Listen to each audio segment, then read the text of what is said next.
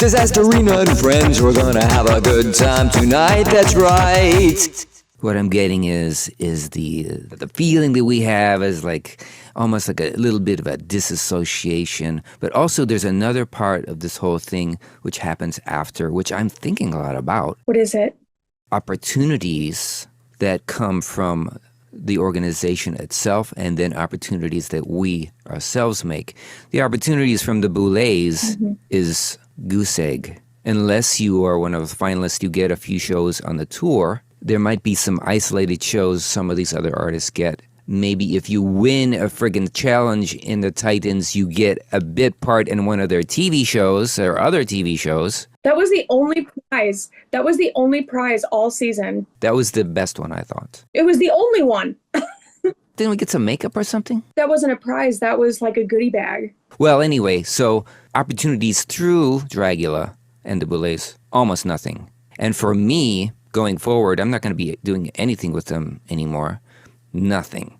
So we got to make our own gravy. It's like, what are the opportunities? How do we go forward with this? What do we do? I think you are very, very good at doing content. I love your YouTube shows that you're doing. Thank you. I want to have you back for the next season. I'd love to. You're on my list to come back. I mean, I had such a good time when I was there in Chicago with you. So I would love to do it. But what is your feeling? How are you going to go forward? What are your plans going forward in media? We go back to doing what we were doing before the show, which was hustling, making gig opportunities, making our own shows. You know what I mean? Mm-hmm. We were all doing it before.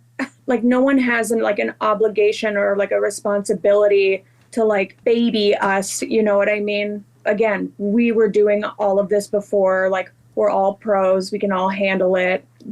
Some people are more skilled at like making opportunities or like getting bookings. I saw that you've been lip syncing and performing. You always told me you're like, I don't do that. I don't do the shows. And I saw you did like a big like group number for, what was it? You had like backup dancers or something? Oh, was this in Boston? Yeah. Well, that's the one show I got for being on Dragula Titans, the only live show I get, except for the one with Blackberry. Blackberry hired me to go to Houston to do a viewing party. Hell yeah. And and also Vivi in San Diego hired me to do a viewing party in San Diego.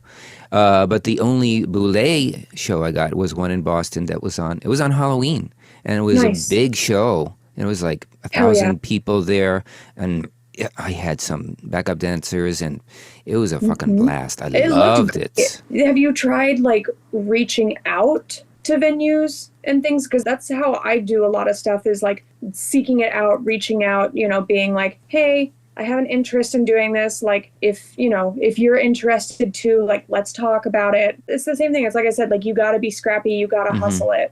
That was something that like Saint was so good at.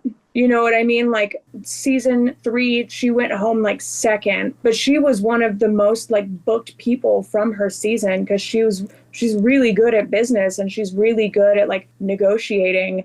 She's not afraid to reach out. She would always say to me, she's like, when I was like, oh, like I wish I could do that and all kinds of things, she'd be like, closed mouths don't get fed. I think that's a really good strategy. I think you do have to do a lot of glad handing. You have to do a lot of connectifying. In entertainment business, it's a business, and you have to be your own manager, really. Mm-hmm. That's why they call it show business. It's not show fun. For me, because I make all my money doing art, I'm sort of like a art nomad. I go from city to city and set up my amazing. wares. Mick and I talk about it all the time, how incredible it is, how you do all kinds of different art and how you're like a full-time artist. It's crazy. It's interesting. I got to thank Dragula because I wouldn't be a full-time artist if it wasn't for the notoriety for the show. People buy paintings through my site and T-shirts and this sort of thing because of the show. So I've gotten a lot of stuff through that. It's all about how you use your catapult. It's all about how you wind it up. And like that determines how far you go. Because again, you can be someone who went home second and you can still get a lot of opportunities if you make a lot of opportunities and you're willing to make the deals. Yes, it's a small part of entertainment. It's sort of like, the whole drag world is sort of like a tiny microcosm of the major entertainment world.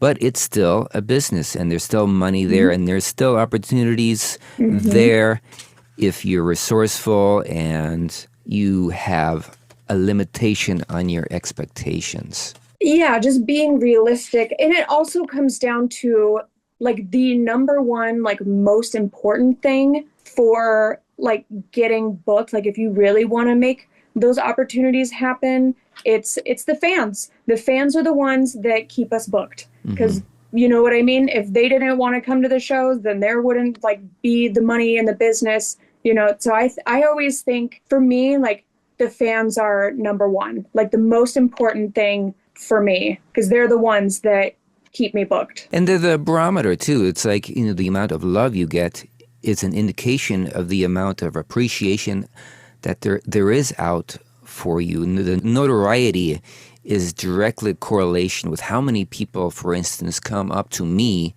at one of these selling events.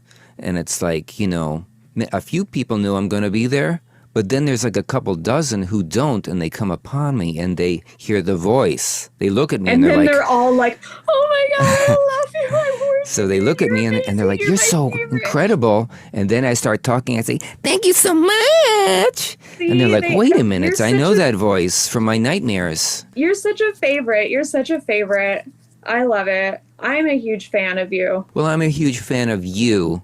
And I want to see more of you. I want to see TV shows that you host. I want to see just more media. I want to see more Sigourney media. I hope you do more. Do you have any plans to do more? More elaborate media, kind of similar to stuff you do for YouTube? No. I wish I did. It's just, Mick is always like, you got to be doing stuff if you want to keep on this YouTube thing, because you're not going to be able to, like, perform forever. You got that bad leg and everything. So if you want to keep doing this, like that's where you need to like focus on. And it's hard because I don't have any ideas. It's easy to do obituary because, there's already such a big fan base for the show. They want to like consume more of it, and having like the review, getting to hear like the other like former contestants' opinions, like that's great. It's expensive. It all comes out of like my pocket. I pay for the venue rental. I'm paying my editors. I'm paying my production, buying all the equipment. Cameras are expensive. I cannot believe how expensive fucking SD cards are. They're so small. Why are they hundreds of fucking dollars? And then like, I fly everyone out on top of it, but that's because I'm so like committed to, if I'm going to do this, I'm going to do it right. I really appreciate it because you do it right. You're Thank doing you. a real show. You're not just turning on the cell phone and blah, blah, blah. You're actually, you have like a camera person and like an editor and like a venue, everything like you said. Lights. So I appreciate that. And as somebody who's done like TV shows before, that for me is the important thing. It's like it's easy to do everything else, but it's hard to do something really planned. The production side of it, all of the like, the planning, the scheduling, the designing on top of like, what the fuck am I going to wear? Got to do my own fucking makeup and everything, I'm lugging in all the gear up and down the stairs every day. But because I had an idea to do it for a long time before I started doing it, I finally said, if I don't do this and someone else does, I'm going to be kicking myself forever. There are like review shows, but I said, if I do one with like, like a big production quality, then that kind of cements the spot, And again, like that's the whole, like, you got to make your own opportunities because no one's going to make them for you. Like, right. It's show business. We're all in business. We all want to be successful. And now people see you as a producer of a show. People look to you, and they're going to, I'm sure you had people, hey, could I come on your show? Can I do this? Can I do that? I've had a couple Dragula people message me while I was doing past lives, and they were like, hey, I would love to be a guest, which is awesome because, I have people ask me, they're like, have so-and-so on. And I'm like, Well, first of all, I can only have the people that say yes. So there's that.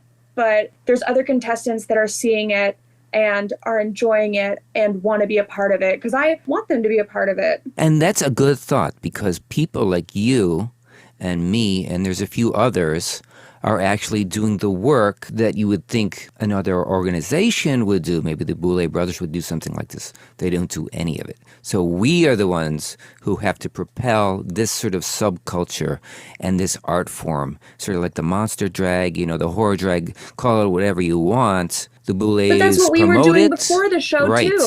So, but we're the legacy people who carried on to the public, maybe even more than, cumulatively, maybe even more than the Boulets do eventually. I've been doing this shit for like 8 or 10 years, right? I've been doing all sorts of stuff that promote Dragula. My podcast, I've had all sorts of Dragula stars on the podcast. I've done a scripted TV show with stars from Dragula. I've done an interview show on Out TV with stars from Dragula. And everybody who comes to my conventions and sees me, they ask about Dragula. I give them the real fucking tea.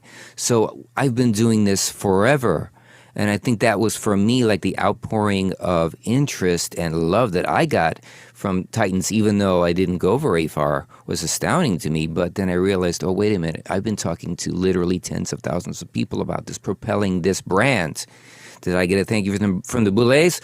Oh, weep, weep, weep. No, I didn't get a thank you for that. But that is the situation. And I think I do really love the cast. I really love the artist. I want to see more of it, and I want those people to be elevated. So you were doing that sort of thing. I'm pointing right at the screen, just so you know, I'm pointing right at you. You are doing that. I am doing that. I'm glad when others do it because we're interesting artists. We're like creative and stuff. For now.